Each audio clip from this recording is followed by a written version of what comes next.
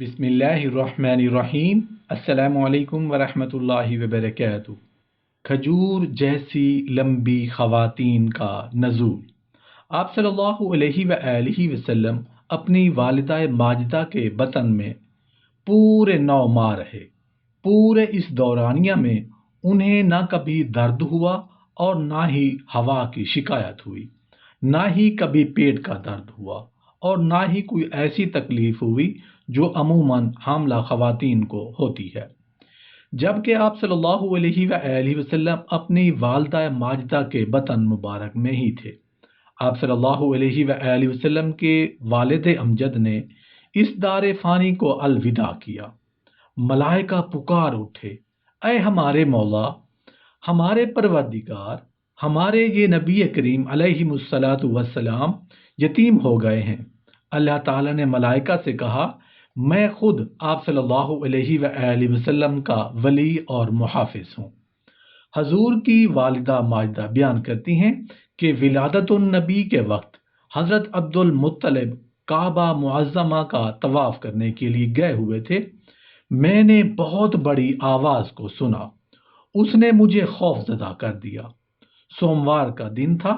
میں نے دیکھا کہ گویا سفید پرندے کے پروں نے میرے دل کو چھوا ہے۔ میرا ہر قسم کا خوف ڈر جاتا رہا۔ میرا وہ درد بھی ختم ہو گیا جو میں محسوس کر رہی تھی۔ مجھے ایک سفید رنگ کا شربت پیش کیا گیا۔ میں نے سمجھا کہ شاید دودھ ہے۔ مجھے پیاس لگی تھی۔ میں نے وہ شربت پی لیا۔ مجھ سے ایک عظیم الشان نور نکلا۔ پھر میں نے کھجور کی طرح لمبی عورتوں کو دیکھا، گویا کہ وہ عبد مناف کے قبیلہ کی خواتین ہیں۔ انہوں نے میری دیکھ بھال کی۔ مجھے ان پر بڑا تعجب ہوا۔ میں نے کہا، یا اللہ، یہ خواتین کون ہیں اور کہاں سے تشریف لائی ہیں؟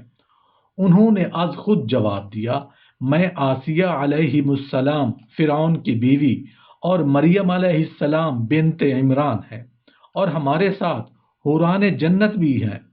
میرا معاملہ بڑی شدت اختیار کر گیا۔ میں ہر لمحہ وہی آواز سن رہی تھی، وہ پہلے سے زیادہ عظیم اور ہولناک ہوتی گئی۔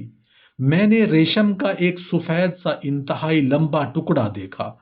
کوئی کہنے والا کہہ رہا تھا، اسے لوگوں کی نگاہوں سے پوشیدہ کر لو۔ آپ فرماتی ہیں کہ باوقت ولادت میں نے ہوا میں کھڑے ہوئے آدمیوں کو دیکھا۔ ان کے ہاتھ میں چاندی کے لوٹے تھے۔ انتہائی خوف زدہ ہونے کی وجہ سے پسینے میں شرابور تھی۔ میرے پسینے کے ہر قطرہ سے کستوری کی طرح کی مہک آ رہی تھی۔ میں خواہش کر رہی تھی کہ کاش عبد المطلب گھر میں موجود ہوتے، لیکن وہ گھر میں موجود نہ تھے۔ میں نے پرندوں کی ایک جماعت کو دیکھا، نہ جانے وہ کہاں سے آئی تھی۔ اس نے میرے کمرے کو ڈھانپ لیا۔ ان تمام کی چونچیں زمرد کی تھیں، ان کے پر یاقوت کے تھے۔ اس وقت اللہ تعالیٰ نے میری نگاہوں کے سامنے سے پردہ ہٹا دیا۔ میں نے اس وقت زمین کے مشارق و مغارب کو دیکھ لیا۔ میں نے 3 جھنڈوں کو دیکھا، ایک جھنڈا مشرق میں، ایک مغرب میں اور ایک جھنڈا بیت الحرام کی چھت پر لگایا گیا۔ میرا معاملہ شدت اختیار کر گیا۔ مجھے ایسا محسوس ہوا گویا میں ان خواتین کے اعضاء کے ساتھ ٹیک لگا کر بیٹھی ہوں۔ میرے ارد گرد بہت سی عورتیں جمع ہو گئیں، گویا کہ وہ میرے ہی گھر میں تھیں۔ مجھے کوئی چیز دکھائی نہیں دے رہی تھی۔ اسی حالت میں محمد مصطفیٰ احمد مجتبی نور دو جہاں صلی اللہ علیہ وآلہ وسلم کی ولادت ہوئی۔ جب آپ صلی اللہ علیہ وآلہ وسلم کی ولادت ہوئی تو میں نے آپ صلی اللہ علیہ وآلہ وسلم کو دیکھا کہ آپ سجدہ ریز ہیں، اپنی انگلیوں کو اٹھائے ہوئے ہیں، جیسا کہ کوئی شخص انتہائی عاجزی اور انکساری سے اپنے رب سے دعائیں کر رہا ہو۔ پھر میں نے دیکھا کہ سفید رنگ کا بادل آسمان کی طرف سے آیا۔ اس نے حضرت محمد مصطفیٰ صلی اللہ علیہ وآلہ وسلم کو ڈھانپ لیا۔ آپ صلی اللہ علیہ وآلہ وسلم مجھ سے غائب ہو گئے۔ میں نے ایک ندا کرنے والے کی ندا کو سنا۔ وہ یہ صدا لگا رہا تھا کہ محمد صلی اللہ علیہ وآلہ وسلم کو زمین کے مشرق اور مغرب میں لے جاؤ۔ انہیں سمندروں کی بھی سیر کراؤ تاکہ وہ بھی آپ صلی اللہ علیہ وآلہ وسلم کے اسم مبارک، نعت و شکل مبارک سے آشنا ہو جائیں، اور یہ بھی انہیں معلوم ہو جائے کہ سمندروں میں آپ کا نام مبارک ماہی ہے۔ یعنی تمام کا تمام شرک آپ صلی اللہ علیہ وآلہ وسلم کی وجہ سے مٹ جائے گا۔ پھر تھوڑی دیر کے بعد وہ بادل چھٹ گیا۔ محمد مصطفیٰ صلی اللہ علیہ وآلہ وسلم کو میں نے سفید صوف اون میں لپٹا ہوا دیکھا، جو دودھ سے زیادہ صاف اور ریشم سے زیادہ نرم تھا۔ آپ صلی اللہ علیہ وآلہ وسلم کے نیچے سبز رنگ کا ریشم تھا۔ حضور صلی اللہ علیہ وآلہ وسلم نے سفید رنگ کی 3 چابیوں کو پکڑ لیا۔